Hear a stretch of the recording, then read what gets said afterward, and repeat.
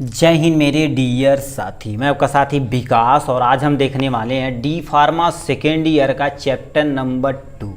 ये है neuromuscular blocking agent. इसके पहले हम चैप्टर नंबर 1 और चैप्टर नंबर 2 को डिटेल में कवर कर चुके थे। ठीक है, चैप्टर नंबर 2 पे हम आज पहुंच चुके हैं। आपके सामने यदि दिखा देते हैं, ये सब हम कुछ ख़त्म कर चुके थे। हम पहुंच चुके हैं न्यूरोमस्कुलर ब्लॉकिंग एजेंट के बारे में। हमारा 2 टॉपिक बचा, ये हमारे सिलेबस में नहीं है। ठीक है, कहेंगे थोड़ा सा पढ़ा देंगे क्योंकि ये हमने देखा क्या होगा, कईयों साल से पूछा नहीं गया। उसके बाद हमारा 2 टॉपिक बचेगा, लोकल एनेस्थेटिक एजेंट और non steroidal anti inflammatory drug, जिसे हम यानी SAID के नाम से जानते हैं। तो आज हम देखने वाले न्यूरोमस्कुलर ठीक ब्लॉकिंग एजेंट के बारे में। चलिए इसे देखते हैं। ठीक है, तो इसमें हमें क्या क्या पढ़ना पड़ेगा उसे हम पहले दिखा देते हैं आपको। देखिए, न्यूरोमस्कुलर एजेंट में आपको इतनी चीज़ें पढ़नी पड़ेगी सबसे पहले। और देखा जाए तो फार्माकोलॉजी बहुत ही ईजी चैप्टर है। और उसके बाद थेरेपेटिक, इस सब में सटीक टॉपिक होता है कि अच्छा ये पढ़ना, इसके अंतर्गत ये चीज़ें पढ़नी, ज़्यादा घुमाना फिराना नहीं, बस एकदम मज़े तरीके से है। ठीक है, तो इसमें हमें पढ़ना पड़ेगा न्यूरोमस्कुलर ब्लॉकिंग एजेंट में सबसे पहले इसकी डिफिनेशन पढ़नी पड़ेगी, इसका क्लासिफिकेशन पढ़नी पड़ेगी, फार्माकोलॉजिकल एक्शन के बारे में हमें पढ़ना पड़ेगा। मतलब उसके बाद हमें डोज पढ़ना पड़ेगा, कंट्रा इंडिकेशन इंडिकेशन और कंट्रा इंडिकेशन। ऐसा नहीं कि आप इधर उधर कर सकते, कोई टेंशन नहीं, आप ये 3 चीज़ें लिख सकते, इसे इधर उधर चाहे जहाँ कर सकते, उसका लेना देना नहीं है। ठीक है, इतना चीज़ें हो गए। जैसे मान लेते आपसे पूछ दे न्यूरोमस्कुलर ब्लॉकिंग एजेंट के बारे में और कहेगा इसका क्लासिफिकेशन करेंगे ना, तो अलग अलग चीज़ें होती है। तो कहेगा एक उठा के आपको सब कुछ लिखे, pharmacological action, dose, indication, कंट्रा indication. तो आपको एक ही को लिखना। यदि सब कहेगा तो सब करना, थोड़ा थोड़ा एक्सप्लेन करके। लॉन्ग में पूछेगा तो कम से कम 2 पेज आपको फिलअप करना, मतलब भर देना एकदम मजे तरीके से। ठीक है, तो इसमें हम आज यही चीज़ देखने वाले एकदम डिटेल में। तो चलिए स्टार्ट करते हैं। आपका क्या हो गया इसके बारे में। देखिए, आप सबसे पहले समझते हैं न्यूरोमस्कुलर, अब आते मसल के बारे में थोड़ा सा आपको जानना पड़ेगा। ठीक है, तो इसमें हम सबसे पहले वर्ड पे कमांड समझते हैं, न्यूरोमस्कुलर ब्लॉकिंग एजेंट क्या होता है। ठीक है, तो पहले डिफिनेशन समझते हैं, फिर अपनी नॉर्मल भाषा में समझते हैं। तो मस्त से देखिए, लिखा है the drugs are used to block the transmission of nerve impulse at the skeletal neurotransmission or neurojunction and cause the skeletal muscle relaxation are called neuromuscular blocking agent। अब ये हमारी भाषा में समझिए क्या बोल रहा है। मतलब एक ऐसी ड्रग्स होती जो नर्व इम्पल्स को, जैसे मान लेते हैं हमारे पास क्या हो गई इधर पलट देते हैं। ठीक है, इधर पलट देते हैं तो आप समझ जाएंगे जल्दी से। देखिए, सबसे पहले देखिए क्या होता है। ये हमारे पास क्या होती है, मान लेते हैं स्केलेटल सिस्टम, बोन वाला पोर्शन है वो, कोई एक ही सिस्टम बनाइए। अब देखिए नर्व इम्पल्स जाते हैं, जैसे आप पढ़े होंगे neural tissue, neural nervous tissue पढ़े होंगे।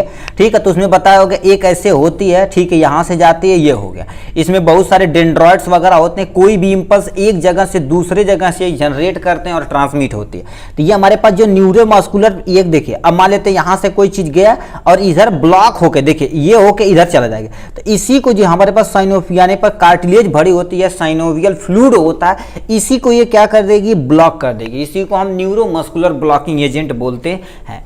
देखिए, इसमें वही चीज लिखा न्यूरोजंक्शन, मतलब एक न्यूरॉन जो दूसरे न्यूरॉन पे जंक्शन पॉइंट होता है। ठीक है, वो किससे मिलता है, और हमें स्केलेटल मसल रिलैक्सेशन, मतलब हमारी मसल क्या कर रही थी, कॉन्ट्रैक्ट करती, रिलैक्स करती, ये सब हमारी मसल करती है, जिससे हमारे पास क्या होता है, मूवमेंट हमारी शरीर की होती है। तो उसी को क्या कर देगा, ये ब्लॉक कर देगा। उसी को क्या कर देगा, ब्लॉक कर देगा। और वर्ड पे देखा जाए तो न्यूरो मतलब क्या होता है, नर्व टिश्यू से लेकर, और मस्कुलर मतलब क्या हो जाए, मसल से रिलेटेड है। ये क्या करेगी, जो हमारी मसल है वो हमारी बोन से अटैचमेंट है, और जो न्यूरॉन के द्वारा ट्रांसमिट किया जाता है कोई नर्व इम्पल्स एक मसल से दूसरी मसल्स में, उसी को क्या कर देता है, ये ब्लॉक कर देता है। इसीलिए इसे क्या बोलते हैं, न्यूरोमस्कुलर ब्लॉकिंग एजेंट बोलते हैं। एक बार डिफिनेशन को और समझिए। लिखा drugs are used to block the transmission. Transmission मतलब क्या होता है, कोई चीज एक जगह से दूसरी जगह आप ट्रांसमिट कर रहे हैं, उसी को ब्लॉक कर देगा। ऑफ नर्व इम्पल्स, जो नर्व इम्पल्स है कहाँ पर, स्केलेटल मतलब जो हमारी हड्डी वाला सिस्टम, बोन वाला है, न्यूरो ट्रांसमिशन, ठीक, और न्यूरो जंक्शन मतलब न्यूरो जंक्शन, दो न्यूरॉन जहाँ मिलते हैं हमारी स्केलेटल सिस्टम पे उसे न्यूरो जंक्शनल बोलते हैं, जंक्शन जैसे पॉइंट नहीं होता उसे जंक्शन बोलते हैं। And causes the skeletal muscle relaxation, और काजेज करता हमारे पास जो स्केलेशन यानी स्केलेटल मसल रिलैक्सेशन होती है इसे ब्लॉक कर देता है। आर कॉल्ड न्यूरोमस्कुलर ब्लॉकिंग, उसी को हम क्या बोलते हैं, न्यूरोमस्कुलर ब्लॉकिंग एजेंट बोलते हैं। बस इतना समझना है, काम खत्म। They are also called as skeletal muscle relaxation, इसे क्या कर देते हैं, न्यूरोमस्कुलेटल स्केलेटल मसल रिलैक्सेशन बोलते हैं, रिलैक्सेंट बोलते हैं या रिलैक्सेशन लिख सकते हैं। सिंपल सा क्या रहते हैं, हमारे जो स्केलेटल सिस्टम मसल से अटैच होती है, पूरी सिस्टम ही मसल से अटैचमेंट होती है, हमारी बोन वाला सिस्टम मसल से। अब उसे क्या कर देगा, रिलैक्सेशन कर देते विदाउट इंटरफेयरिंग विथ यानी कौन थी, कंसिवियस मतलब उसमें कोई भी इंटरफेयर नहीं करती, किसी ब्लॉक कर देंगे तो दिक्कत हो, ऐसा कुछ भी नहीं होता है। They reduce spasm and pain in skeletal muscle. मान लेते हैं अब क्या होगा, देखिए आपका मान लेते हैं ये जंक्शन वाला पॉइंट दर्द कर रहा है, ठीक है, आप मेडिसिन लेंगे कौन सा, न्यूरोमस्कुलर ब्लॉकिंग एजेंट, ये क्या कर देगा, उसे ब्लॉक कर देगा, जो भी नर्व एक जगह से दूसरे जगह इंपल्स को ले जा रही है, ट्रांसमिट कर रही है, ठीक है, ये क्या कर रही है, ट्रांसमिशन कर रही है, उसे ही क्या कर देगा, ये ब्लॉक कर देगा, ट्रांसमिशन को ही ब्लॉक कर देगा, जिससे नर्व इंपल्स एक जगह से दूसरे जगह लेके ही नहीं जा पाएंगे, काम बन जाएगा। ये न्यूरोमस्कुलर ब्लॉकिंग एजेंट के अंतर्गत आता है। तो ये हो गई उसके इंट्रोडक्शन के बारे में। अब नीचे देख रखे हैं इसके क्लासिफिकेशन के बारे में, ठीक है, क्लासिफिकेशन के बारे में थोड़ा सा देख लिए, इसको 3 में कैटेगराइज किया गया। ये भैया याद नहीं रहेगा तो कोई टेंशन नहीं, मोस्टली क्या होगा, direct acting peripheral, drugs acting centrally, मतलब क्या होती है, ऐसी ड्रग्स होती है जो हमारी पेरीफेरी नर्वस सिस्टम के अंतर्गत काम करती हैं।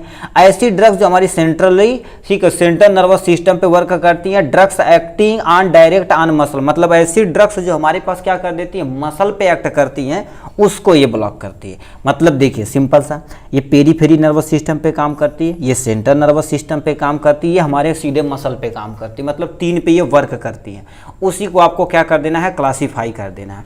अब एक एक एग्जाम्पल, ये नहीं याद रहेगा, दोबारा बोलना है, ये सब कैटेगराइज नहीं याद रहेगा तभी कोई टेंशन नहीं। मेनली एग्जाम्पल यहाँ से आपको 2-3 लिख देना, 1-2 यहाँ लिख देना, 1-2 यहाँ लिख देना, बस इतना ही काम करना है, ठीक है। तो ड्रग्स एक्टिंग को देखो, ड्रग्स एक्टिंग पेरीफेरल को फर्दर डिवीजन किया गया है, नॉन डीपोलराइजेशन और पोलराइजिंग होता है, ठीक है। नॉन डीपोलराइजेशन में क्या होता है, लॉन्ग एक्टिंग 1 से लेकर 2 आवर तक होता है, जिसका एग्जांपल तुम्हारे पास लॉन्ग एक्टिंग और इंटरमीडिएट और शॉर्ट एक्टिंग होती है।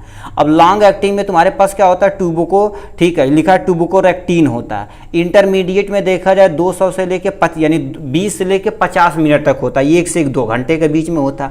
ये देखा जाए तो 20 से लेकर 50, यदि नहीं याद रहेगा तो आधे घंटे से 1 घंटे लिख देना, बस खत्म, ठीक है। इंट्राक्यूरियम इसमें एग्जाम्पल आता है। शॉर्ट एक्टिंग में 10 से लेकर 20 मिनट के अंतर्गत आता है। इसमें तुम्हारे पास क्या होगा, मीवा क्यूरियम आता है, मीवा क्यूरियम इसका एग्जाम्पल हो जाएगा यहाँ से। अब इसमें एग्जाम्पल क्या होता है, डीपोलराइजिंग एजेंट में सक्सिनाइल कोलिन होता है, सक्सिनाइल कोलिन होता है, इसका एग्जाम्पल हो गया, याद रहे, दोबारा बोल रहे हैं।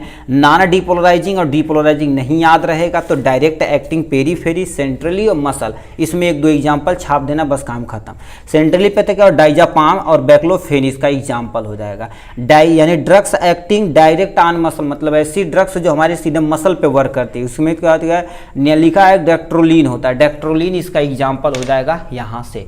तो इतनी आपकी क्या हो जाएगी, क्लासिफिकेशन के अंतर्गत हमने यहाँ से बना दिया, इतनी में क्लासिफिकेशन किया गया न्यूरोमस्कुलर ब्लॉकिंग एजेंट के आराम से, ठीक है। अब इसे देखा जाए तो तुम्हारे पास क्या होगा, अब एक एक करके हमें थोड़ा थोड़ा पढ़ना पड़ेगा।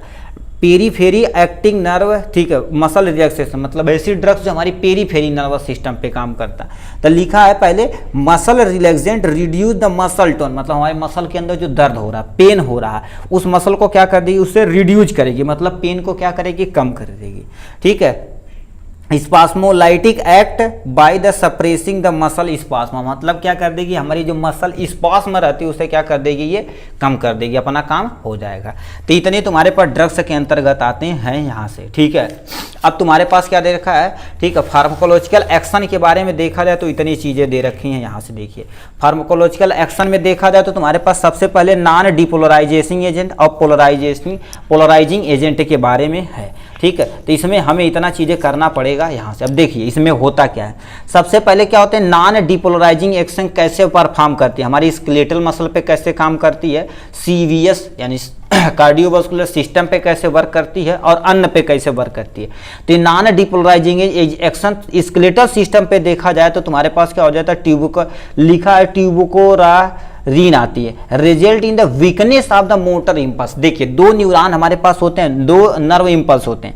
आप यदि थोड़ा सा पढ़े होंगे किसके बारे में, रिफ्लेक्स एक्शन के बारे में पढ़े होंगे, किसके बारे में, रिफ्लेक्स एक्शन के बारे में। तो देखिए यहाँ पर मान लेते हैं आपका क्या हो गया, ये मसल वाला पोर्शन हो गया। एक जो क्या हुआ था मसल यानी इंपल्स को लेके जाता, उसे हम कौन सा न्यूरॉन बोलते हैं, सेंसरी न्यूरॉन बोलते हैं। कौन सा, सेंसरी न्यूरॉन। और जो लेकर आता है उसे हम क्या बोलते हैं, मोटर न्यूरॉन बोलते हैं। भाई इतना तेजी से ये होता है जो आप पलक झपते ही सब काम हो जाता है।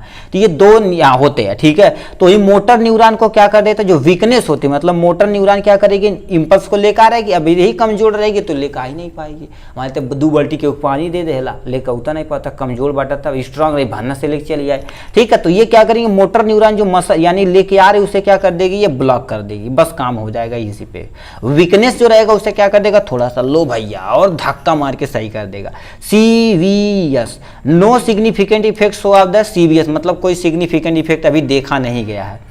Increase the secretion of salivation, मतलब हमारा मुंह सूखा सूखा हो रहा है ना, तो इसे क्या कर देगी, सिक्रीशन को तेज कर देगी, इसे गैस्ट्रिक एसिड को सिक्रीशन को तेज कर देगी। दूसरा decrease the blood pressure, blood pressure रहेगी उसे क्या करेगी, फॉल डाउन कर देगी, अपना काम हो जाएगा। तो इतने तुम्हारे पास हो जाएंगे इनके बारे में।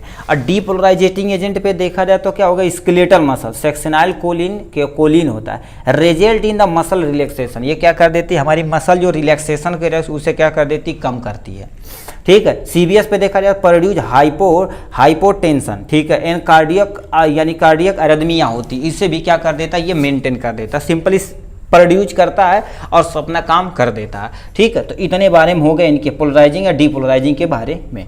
अब इंडिकेशन देखा जाए भैया कहाँ ये काम आते हैं, कैसे यूज किया जाता है, तो आप देखिए इसमें कहाँ कहाँ यूज कर सकते हैं, जनरल एनेस्थीसिया के तौर पर यूज कर सकते हैं। कैसे, इसमें होता क्या है, सबसे पहले देखा जाए तो neuromuscular blocking agent are use with the general anaesthesia. लो भैया है गजब, क्योंकि देखिए मसल पे ही नर्व ब्लॉकिंग कर दिया जाए तो उस मसल के एरिया पे लात जूता झूका कुछ भी मारिए, मतलब ये काट पीट दीजिए, कुछ भी फर्क पड़ने वाला नहीं है। जनरल एनेस्थीसिया अट्यूब द एडिक्यूट मसल रिलैक्सेशन। अब बताइए, अब जो जला पर्सन रहता है ना, देखेंगे कम से कम वो मान लेते किसी को, हम सब इमरजेंसी में काम किए हैं तो देखिए उसमें जला पर्सन रहता, मतलब कोई पर्सन बहुत ज़्यादा जल गया तो उसे क्या कर देते पूरा, मतलब अंडर बियर पे रख के, ठीक है, या नॉर्मल नहीं रखा जाता तो कोई टेंशन नहीं, पूरी लोकल एनेस्थीसिया 2% लगा दिया, लॉक 2% जेली के नाम से आता है लिग्नोकेन, पूरे शरीर के ऊपर लेप लगा दिया जाता, फिर उसे रिलैक्सेशन मिल जाता।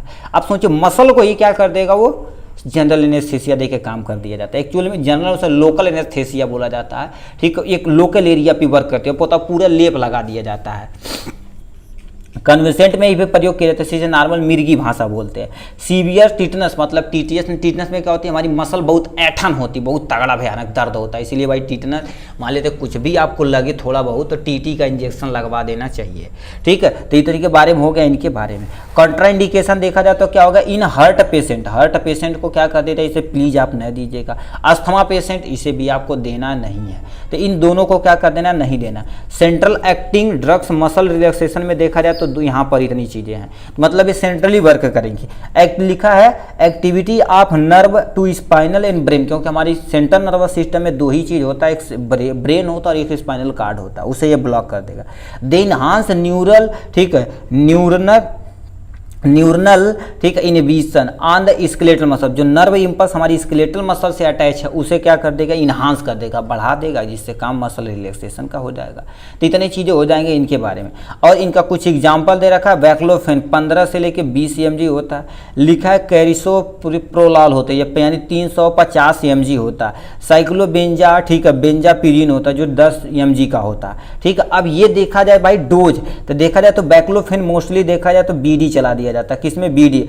और क्या होता है, ये देखा जाए 350, ये देखा जाए तो ओडी चलाया जाता है, ठीक है, ओडी चलाया जाता है। साइक्लोबेंजापिरीन जो होता है 10 mg, ये भी बीडी चला दिया जाता है, ठीक है। ट्रीजानिडीन ये भी देखा जाए तो तुम्हारे पास क्या होता है, बीडी चला दिया जाता। और मान ले तो ओडी बीडी, आपको कुछ नहीं पता कि टीडीएस चलाएगा क्या चलाया जाएगा, तो यहाँ पर लिख देंगे एज पर, ठीक है, एज पर फिजिशियन, ठीक है। ये फिजिशियन के प्रिस्क्रिप्शन से हर सही हिसाब से इसे चलाया जाता है। वो प्रिस्क्रिप्शन जानते हैं कि किस पे कितना डोज चलाना है, ठीक है। तो ये था टोटल न्यूरोमस्कुलर ब्लॉकिंग एजेंट के बारे में, इतना चीज़ था। तो हमने इतनी चीज़ों को पूरा डिटेल में कवर अप किया।